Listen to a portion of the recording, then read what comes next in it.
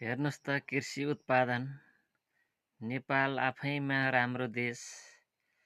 हामी यो देशका भाग्यमानी नागरिक छौँ नि।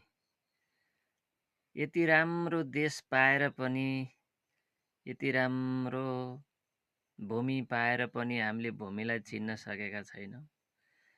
यो माटोलाई खेलाउने, यो माटोलाई चाहिँ हराभरा र उर्वरा बनाउने हो भने विश्वमा सबैभन्दा अगाडि यही देश हुन्थ्यो।